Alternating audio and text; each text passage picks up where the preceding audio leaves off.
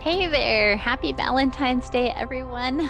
Welcome to Mission Gathering Christian Church. We are so glad you're here and that you've joined us today. Today is a day of love, but really every day should be a day of love. But today is Valentine's Day, which is a really fun day. Fun fact for you, my wife and I were married for the first time on Valentine's Day back in 2009, which means that today is our 12-year wedding anniversary. And we've been together for 15 years. It was kind of funny. We had been engaged for so long, but we couldn't actually get married in the US because there weren't any states near us that were allowing same-sex marriage. So we ended up eloping and we ran to Canada. We used to live in Minnesota at the time. We ran up to Canada and got married on Valentine's Day. And well, the rest is history. We've been together ever since, and we have a beautiful little baby girl. All of that goes to say, you are welcome here. I hope that you find this a loving and welcoming space. Yeah, are you ready for some worship? I hope that you're ready for some really good worship. Today, you're going to be hearing from our worship pastor, Pastor Paul Romig-Levitt. You're also going to be hearing a message from Pastor Loren, who's going to deliver today's message. Then we'll have another song or two. But after that, please stay tuned. We'd like for you to hop on to the Zoom link that we're going to share. And you can join us for a Zoom conversation where we're going to partake in communion together, some fellowship, and have some good conversation. It should be a lot of fun. So please be sure to dial in for that. But for now, let's go ahead and get ourselves ready for worship. Why don't we all just take one deep breath in and out. Okay, now pull out your phones. I know that this isn't something that most pastors ask for on Sunday morning during service, but pull out your phone and I want you to text someone. Text someone how much they mean to you today. This is, pass the peace to them, the peace of God, the peace that transcends all understanding. Pass it to them. Send them a note to tell them how much they mean to you. Tell them, happy Sunday morning, whatever it is. Send that text right now. And hopefully everyone's phones are going to start buzzing up a storm soon. But with that, we're so glad you're here. Hope you enjoyed today's service. Take care. Good morning, Mission Gathering. Hope you're having a lovely Valentine's morning. Just had a thought that I wanted to share with you as we begin our time in worship. Just something to center us, because I know that we've all been through the ringer. And it seems like today we're especially aware of what love means. Looking down the road of what might be a hard year, actually. And I'm reminded by something that is reinforced by theologians and scientists alike, that the glue of the universe might actually be love. The relationship between molecules and atoms. They can't explain it except for in the terms of this mysterious bond. And I'm just reminded of the words, these prophetic words written by John Lennon, the Beatles. All you need is love. Used to sound like really crazy hippie stuff, right? Before. But it's actually really close to the truth. So I would invite you to think of these words as a prayer to begin our time together. As we step into a season of Lent, but we think about Christ's transfiguration, this day of Transfiguration Day. And let's sing this together. If you know it, please sing along.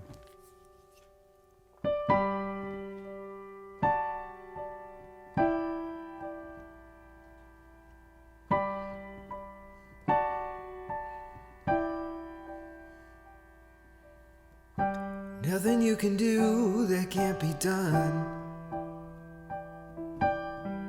Nothing you can sing that can't be sung. Nothing you can say, but you can learn how to play the game. It's easy. Nothing you can make that can't be made. No one you can save that can't be saved. Nothing you can do, but you can learn how to be you in time. It's easy.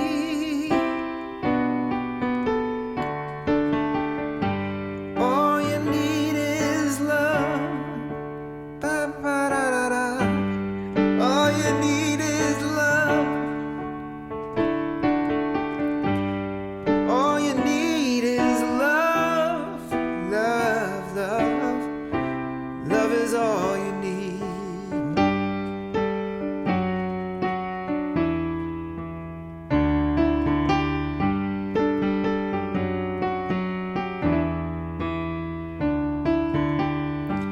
Nothing you can know that isn't known. Nothing you can see that isn't shown. Nowhere you can be that isn't where you're meant to be. It's easy. All you need is love. All you need is love. All you need is love, love, love. Love is all you need. Love, love, love. Love, love, love. Love, love, love. Love, love. All you need is love. All you need is love. All you need is love. All you need is love, love, love. Love is all you need.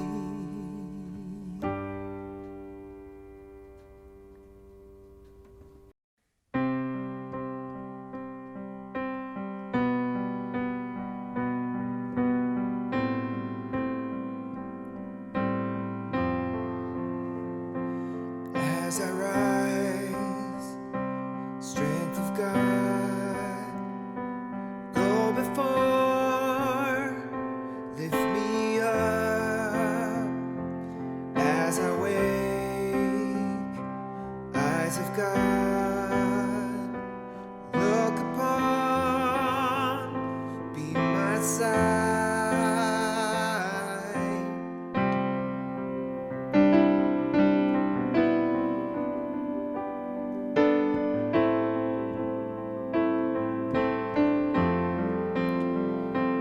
As I wait,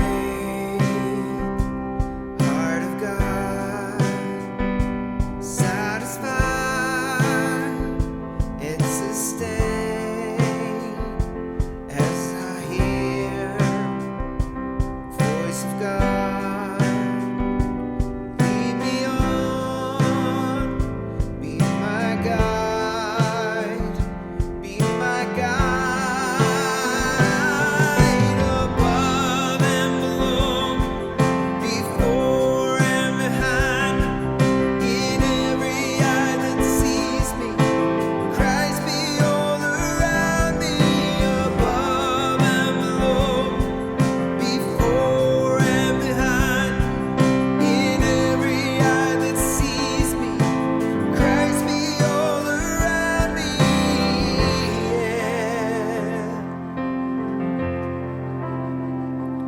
As I go,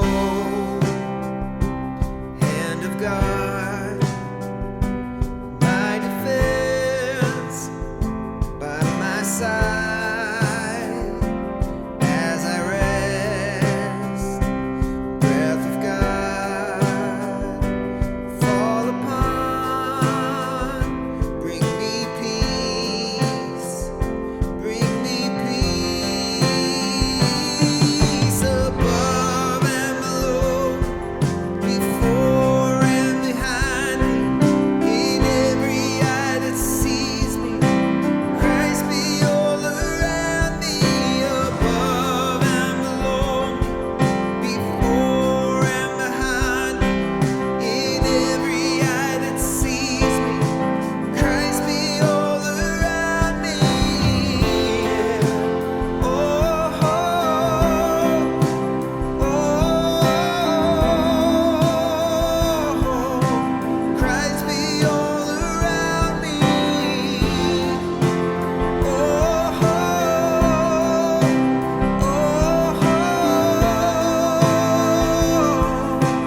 Christ be all around me.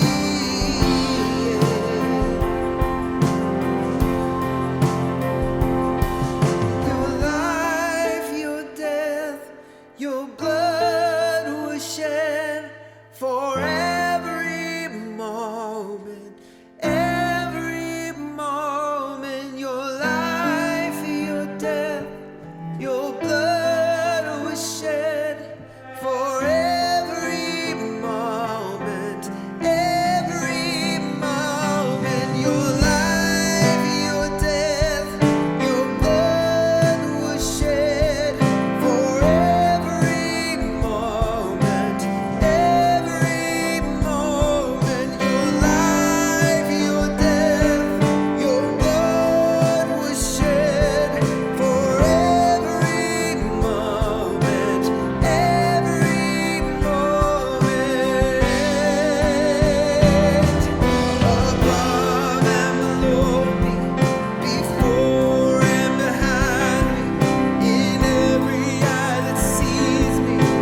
Christ be all around me, above and below me, before and behind me, in every eye that sees me. Christ be all around me. Oh,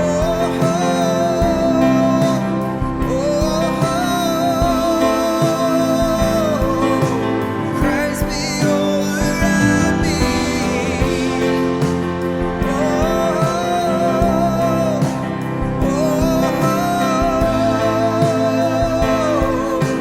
Christ be all around me.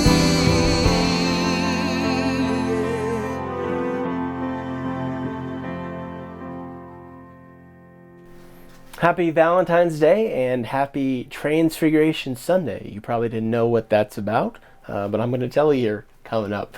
It's also my wife's birthday, so shout out to my wife Karina. Happy birthday. and we'll be able to get some time out without the kids tonight, enjoying some time together. So, welcome. I want to talk to you a little bit about Transfiguration Sunday, and let me start off this way. With the inauguration of a new president a few weeks back, in many ways, there was essentially a re-inauguration of science and technology as this new administration committed to taking the pandemic seriously. I, for one, welcomed any change in tone or tenure which sought to take seriously a virus that has already taken the lives of nearly 500,000 Americans. I'm glad to see leaders talk honestly and openly about the very real threat of climate change and global warming, and I'm hoping to never ever have to hear again the phrase uttered by anyone in leadership of that of alternative facts or anything similar to that ever again. While I'm hardly a scientist or statistician, I take science seriously, and I take the scientific method seriously. If someone tells me that vaccines cause autism, I'm going to want to see what kind of data or proof they have to back that claim up. If a scientist says that global warming is a farce, I'm going to want to see if they've got some other scientific people, some peers behind them supporting their positions. If someone says against all observable data that something else is true, I'm going to question the legitimacy of their points, of their assertions. Science, data, and facts matter to me. This method, this scientific method of making observations, testing those observations, trying to repeat those observations, and circling back to the initial observation of that newly gathered data has been the foundation of modern society going back to the 17th century. In many ways, this reliance on observability, measurability, and repeatability has replaced God as the building block or foundation of our modern world. And by and large, a lot of good has come from this. I mean, just think back to another global pandemic, that of the bubonic plague some 500 years ago, and think about how they thought that germs were spread via bad smells, and that the plague itself was a punishment from God. But as great as science and technology has been, and of course, don't get me wrong, I mean, just think about the speed and efficiency in which vaccines for this pandemic have come to market and been produced.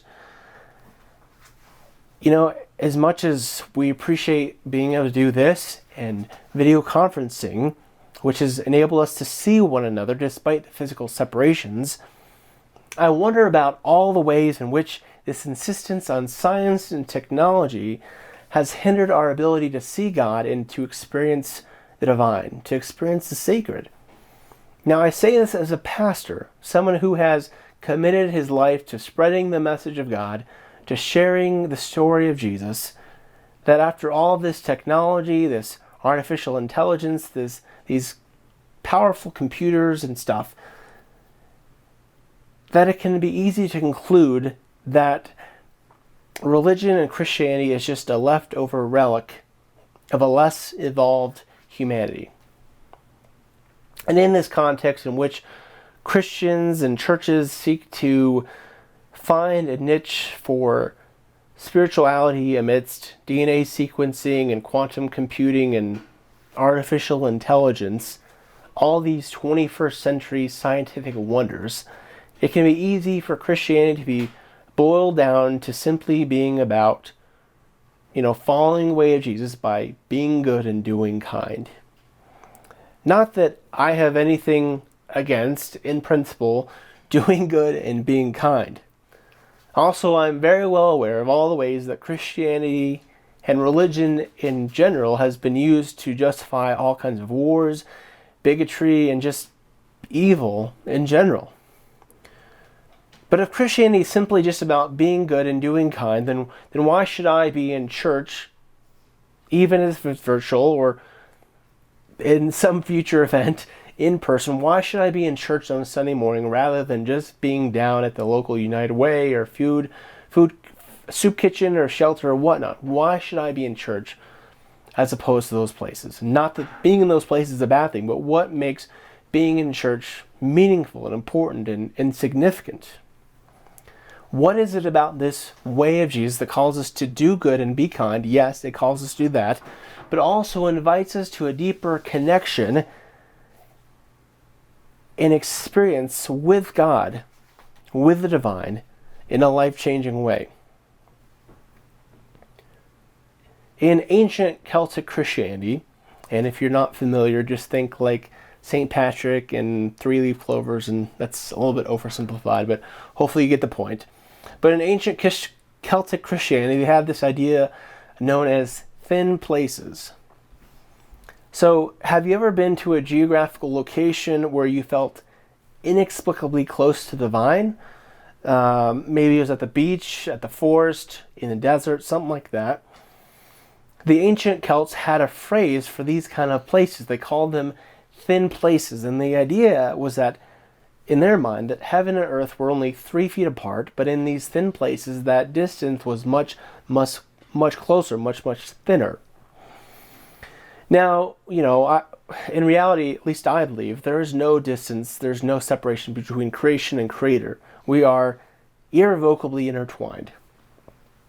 It's simply that our awareness is heightened in certain places when we're in the beauty of the natural world. Now, separate but related to this idea of thin places is this term known as liminal spaces. The word liminal comes from Latin, which means threshold, any point of beginning or starting over. Basically, it's the time between what was and the next. It's a place of transition, a season of waiting and not knowing.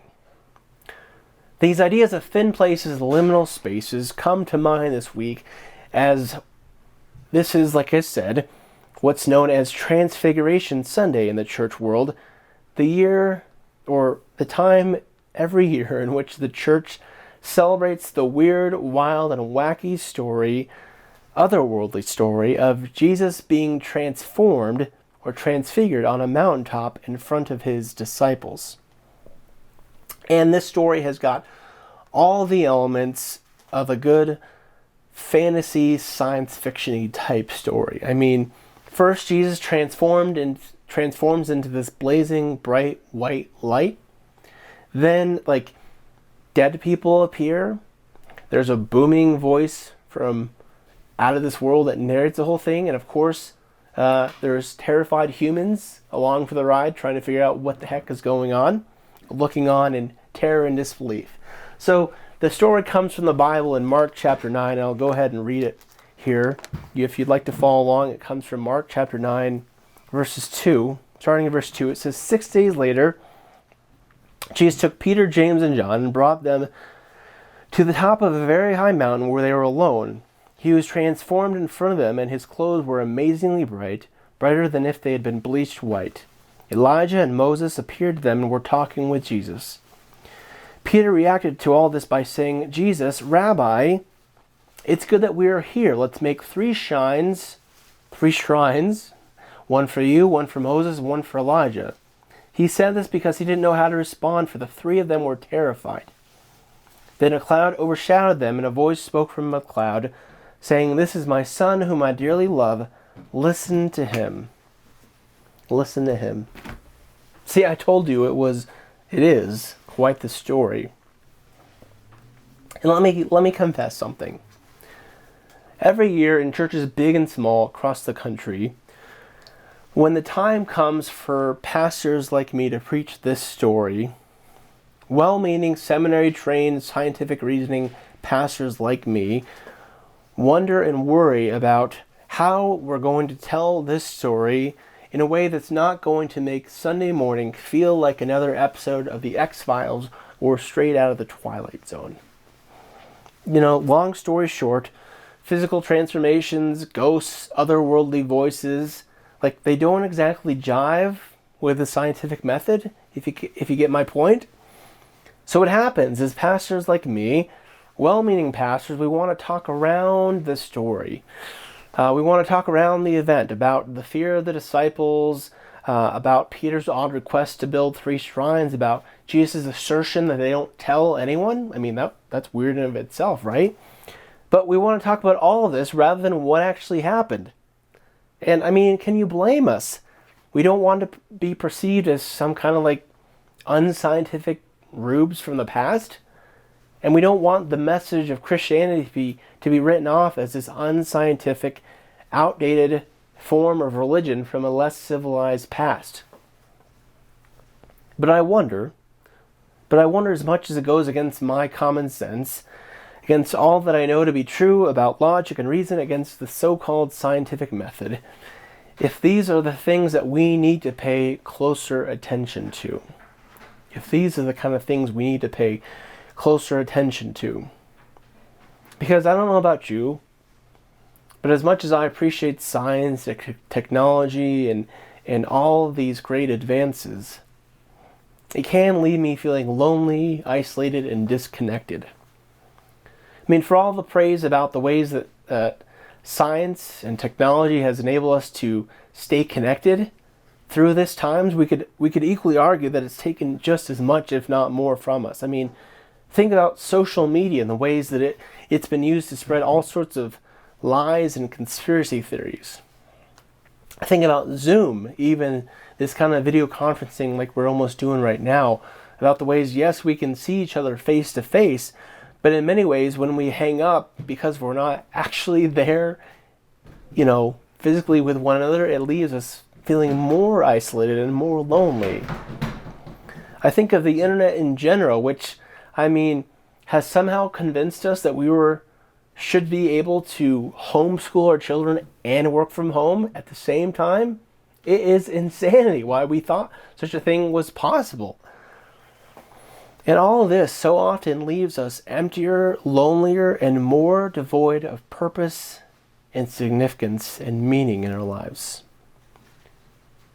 So the point of all this is that rather than running from the uncertain and the unscientificness of this story, rather than seeking to water down all the weird parts that we don't understand and the concepts that we just can't quite get, rather than making Christianity about simply being good and being kind and doing good, that we need to instead run full steam ahead into the unknown, the uncertain, and the unprovable. It's because in these weird, strange, and uncertain places, these thin places, well, that's where the real transformation occurs. One author says it this way. He says the key to genuine growth is to embrace the discomfort and not be in a hurry to either rush backwards in search of a familiar that no longer exists or forward towards a new normal, whatever that might be. Boy, that sounds relevant, right? He says resist the temptation at all costs. Just let it be. Hold the tension lightly and without judgment, and through the discomfort, linger as long as you can in liminal space and ask what it has to teach you. This is the time to sit in the ashes and engage in contemplation, meditation, and silence. Attempts to control the situation are futile. Just be still and know. Be still and know. It reminds me of that verse from Psalm 46:10, to be still and know that I am God. I don't know about you, but I, for one, am not super great at being still and knowing that I am God. I have a hard time seeing God. Yeah, me, the pastor. I tend to take God's presence for granted, yet God is quick to reveal God's self in ways that I'd never expect when I need it most. And I'm always humbled by whom God chooses to reveal God's self through. A few weeks ago,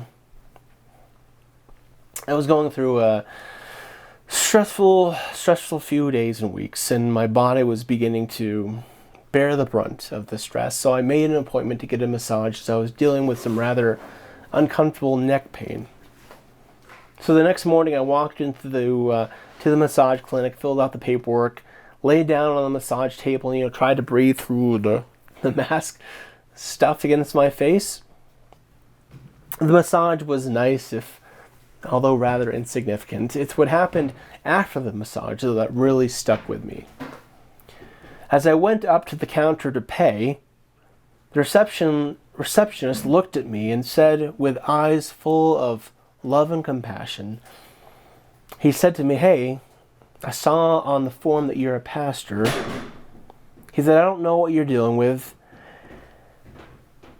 and I know you've had some stress going on in your life, but I want to let you know it's going to be okay. You're going to be okay." As he said this, I looked deeply into his eyes, and saw deep, deep love and compassion flowing through him. And I was transformed. I was transfigured by what I experienced that moment. And I left that office knowing that I had been in a thin space, a liminal place, knowing that I had experienced God through that young man.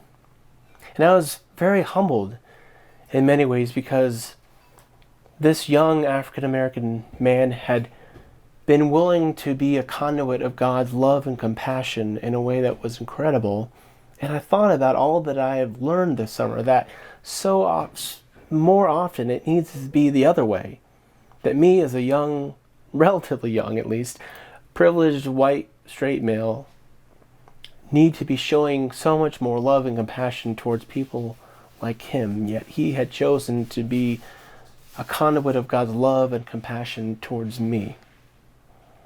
It was incredible. And while these kind of experiences are fewer than perhaps I'd like, mostly I think because of my inability or resistance to seeing them, I could share with you more stories like that where I've experienced God's presence in ways incredible. Things that have stuck with me. And what always impresses me about them is that they're always in ways that I would have never expected. You know, in this world of scientific knowledge and incredible computing power, I'm grateful for all the ways in which humanity has benefited. But I also want to reaffirm the importance of making space and entering places in which we are challenged, discomforted, and just plain weirded out. Because it's in these thin places and liminal spaces that we experience God and are forever changed. My question for you today is this: can you think of a time in which you felt God's presence, in which you experienced the divine sacred? Is there a thin place or liminal space for which you can go to find connection with God? In this world of scientific facts and certainty, how do you make space for uncertainty and an unprovable God? I believe that it's in the asking we'll create space for God to seep into our lives in ways unexpected.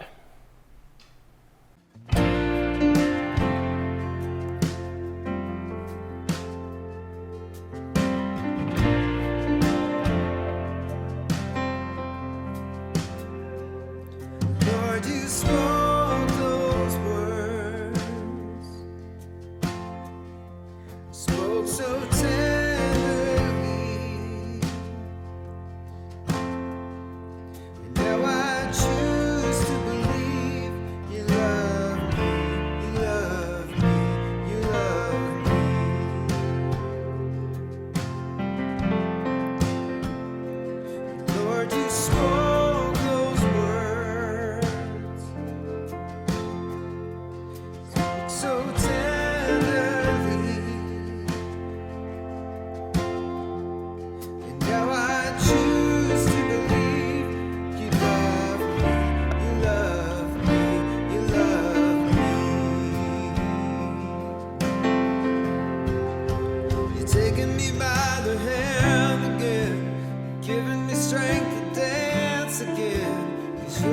changes everything.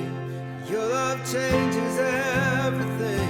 You're taking me by the hand again. You're giving me strength to dance again. 'Cause your love changes everything. Your love changes everything. Yeah. Oh, oh.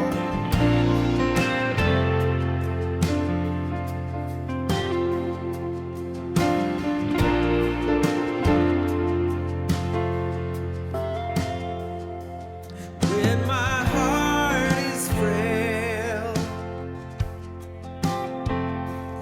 when I'm incomplete, I will choose to receive.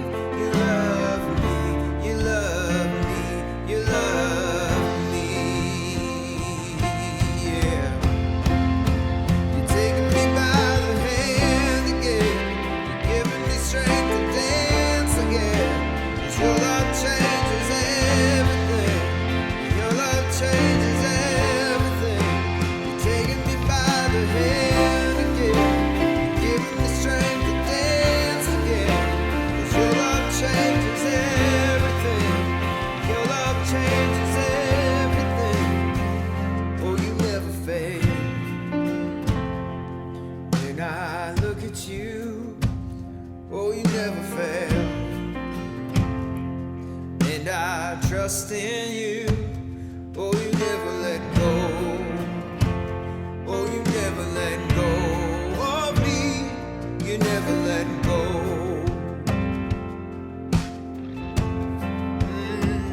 Oh, you never fail. When I look at you, oh, you never fail.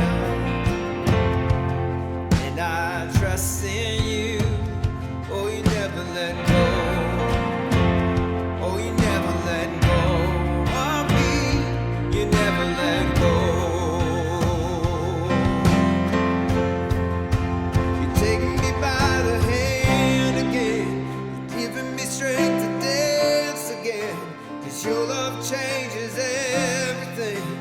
Your love changes everything. You're taking me by the hand again. Giving me strength to dance again. 'Cause your love changes everything. Your love changes everything. You're taking me by the hand again. Giving me strength to dance again.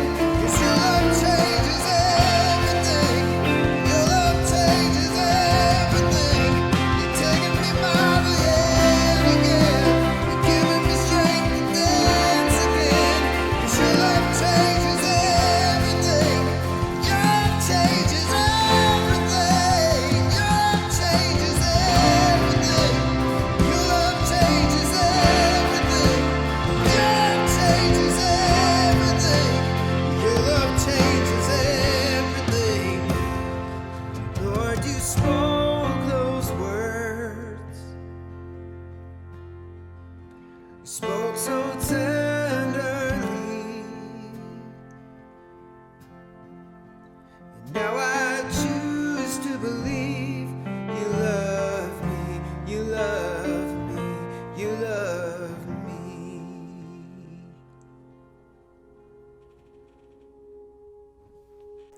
Thank you, Lauren, for the sermon today.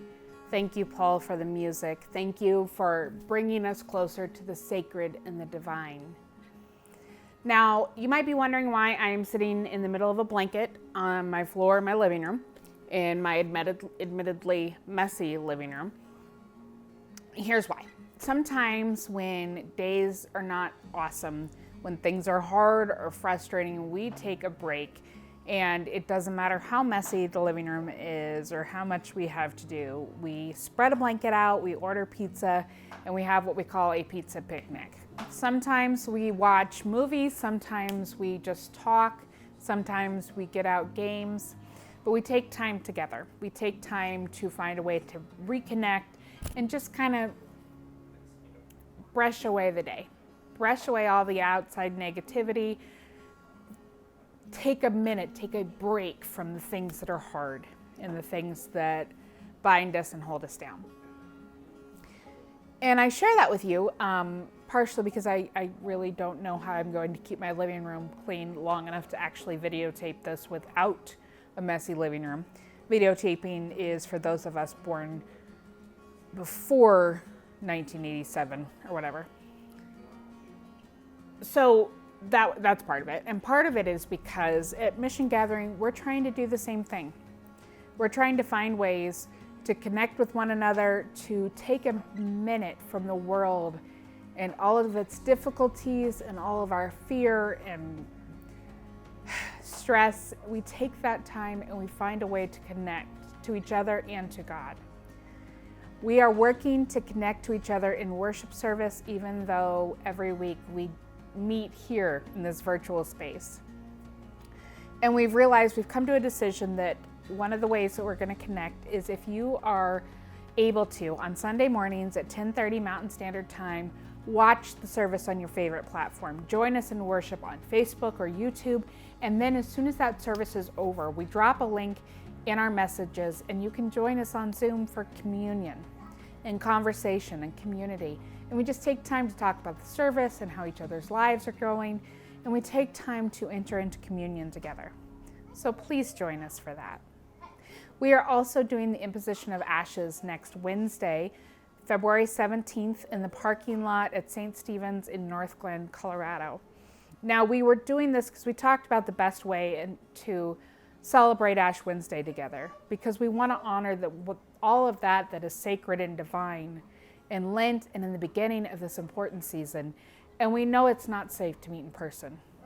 We know it's not safe to engage in all of the ritual that we'd like to engage in. But we know how important it is to remember that we come from dust and to dust we return. To remember that even though our lives are just a moment in the immenseness that is God, our moments matter to God. So 7:30 to 8:30 a.m. and 5:30 to 6:30 p.m., February 17th, join us in the parking lot at St. Stephen's for the imposition of ashes. Let's find ways to connect to each other during this time. And we invite you now to give back to God, to give to God's community, to find a way to give of yourself as all of the blessings in your life are given to you. We encourage you to text any amount to 84321 or visit us on mgthornton.org and hit the give button. But we also like to encourage other forms of giving of time, giving of resources, giving of prayer. Prayers are so important, so pray for us, please, as we pray for you. And February is when Week of Compassion celebrates the Week of Compassion. So it's another really important way to give to God. Just go to weekofcompassion.org and there are all kinds of ways for you to be involved in that work. Okay, if you'll pray with me, please. God, we thank you for the season of sacredness. We thank you for the chance to enter into a closer relationship with you, to let go of all of our outside stress and our panic and our frustrations and take the time to enter into a season of the divine, to feel the divinity of your love and your closeness. Thank you for leading us. Thank you for being with us. Thank you for showing us the way. In your Son's holy name we pray. All right, if you're watching this on Sunday, it's Valentine's Day. Happy Valentine's Day. I know it's not always the most fun holiday for people, especially if you're not in a romantic relationship, but I strongly believe that a romantic relationship is not the most important relationship to celebrate on Valentine's Day.